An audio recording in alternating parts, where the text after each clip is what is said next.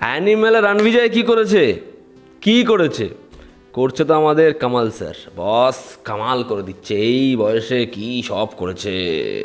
তো বস, এখন কথা হবে এবছরের মোস্ট অ্যান্টিসিপেটেড ছবিগুলোর মধ্যে অন্যতম ঠাগ লাইফের ট্রেলার নিয়ে, যেখানে মুখ্য চরিত্রে অভিনয় করছে একটা দারুণ কাস্ট, কমল হাসান, এসটিআর, এবং ছবির পরিচালনা করছেন মানিরত্নম স্যার।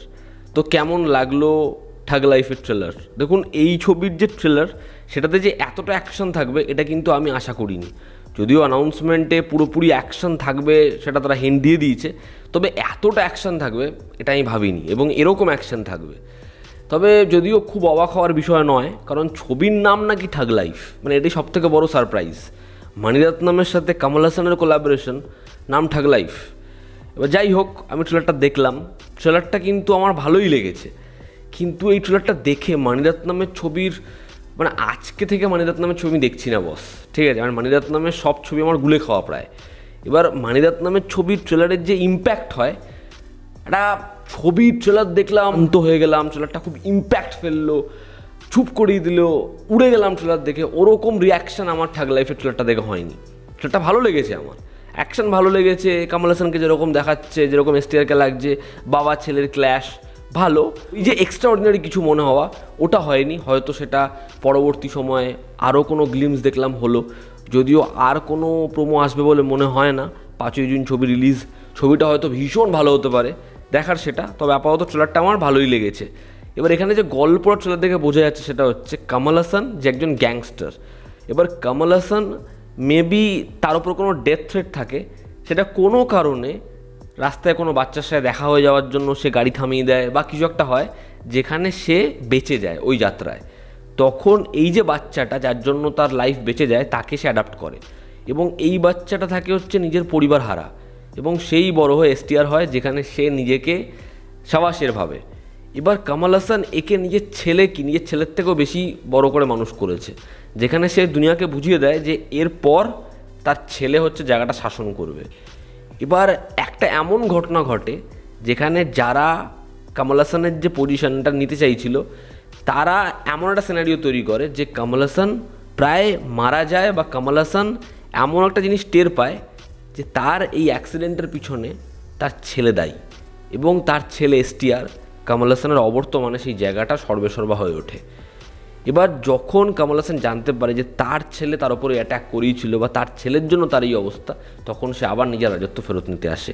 সেই সময় বাবা এবং ছেলের শুরু হয় ক্ল্যাশ। তো যেখানে একজন বাবা নিজের ছেলের জন্য সব কিছু করতে পারতো, উল্টো দিকে একজন ছেলে নিজের বাবার জন্য বারবার জীবন দিতে পারতো, তো সেখানে তারা দুজন একে অপরের আগেইনস্টে। এই ট্রেলারে কমল হাসানের ক্যারেক্টারটা মানে এরকম ধরনের জিনিসপত্র করছে এই বয়সে, আমি সত্যি সেটা আশা করিনি। ওই একজন, মানে তার যে ওয়াইফের ক্যারেক্টার করছে, তার সাথে লিপলক করছে, এবং যেরকমভাবে তাকে চুমু খেলো, আমি তো প্রথমেই দেখে অবাক, বস কী হলো এটা।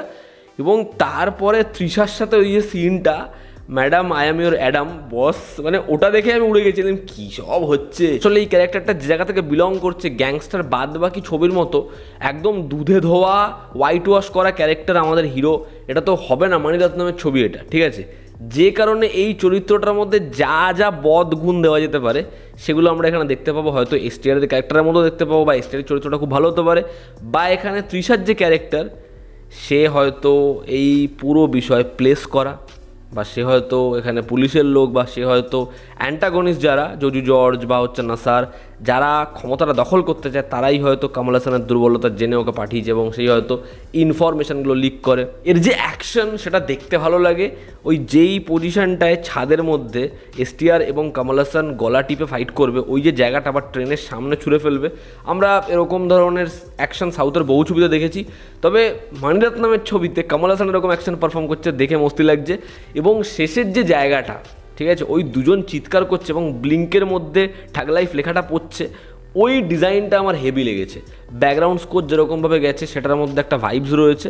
তো ওভারঅল এই ট্রেলারটা ডেফিনেটলি বেশ ভালো ট্রেলার। এবং প্রথমে যেরকমভাবে মনোলগটা শুরু হয়, যে একজনের কবর দিচ্ছে বাবা এবং ছেলেকে নিয়ে, বলছে যে দুজনের জার্নি একসাথেই হবে, দুজনের লাইফ জুড়ে গেল। তো এই ছবিটা খুব ইমোশনাল হতে পারে। যেরকম জেলারের ক্ষেত্রে বাবা ছেলের ওই অ্যাসপেক্টটা খুব কম আসে ছবিতে, খুব পরে আসে, বাট ওটা কিন্তু ছবির মেন পার্ট। এবার এই ছবির ক্ষেত্রে গোড়া থেকে সেটাই আছে এবং সেটাই হয়তো ছবির ক্ষেত্রে সবথেকে পাওয়ারফুল হলো। কারণ বহু আগের থেকে এখনও পর্যন্ত বাবা ছেলের যে ছবিগুলো, সেই ছবিগুলো না মেইন স্ট্রিমে এত ভালো ওয়ার্ক করেছে, সেগুলো এত ভালো হয় যে যখন একে অপরের আগেনস্টে এসে দাঁড়ায় সেটা জাস্ট টেরিফিক হয়ে যায়। তো দেখার এই ছবির ক্ষেত্রে সেটা কীরকমভাবে ওয়ার্ক করে। তো ওভারঅল ট্রেলারটা ভালোই ট্রেলার। তবে মানিরত্নমের ট্রেলারের ক্ষেত্রে যেটা হয় যে খুব স্লো, সেখানে একটা এরকম ভিজুয়াল ট্রিটমেন্ট থাকে, সেখানে এরকম একটা চরিত্র রোম্যান্স থাকে, সেখানে মিউজিক এরকমভাবে এসে যায়, একটা সংলাপ এরকমভাবে হিট করে আমাদের যে আমরা দেখে জাস্ট উড়ে যাই। তবে সেই ছবিগুলোর যে জনরা এবং এই ছবির যে জনরা, তার মধ্যে একটা আকাশ পাতাল তফাৎ রয়েছে। তো আমি সেটাই এখান থেকে এক্সপেক্ট করতে পারি না।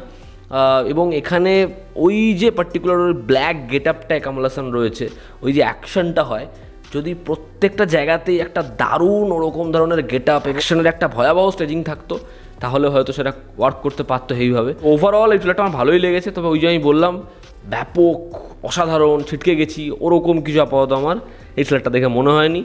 হয়তো ছবিটা দেখে মনে হতে পারে। তবে এই কোলাবোরেশনের জন্য আমি বিভৎস ওয়েট করছি, মানিরত্নম কমল হাসান। তোমরা যারা ট্রেলারটা দেখেছো তোমাদের কেমন লেগেছে জানিও। জনতা আমাদের পাশে আছে। আবার দেখা হচ্ছে। Take care.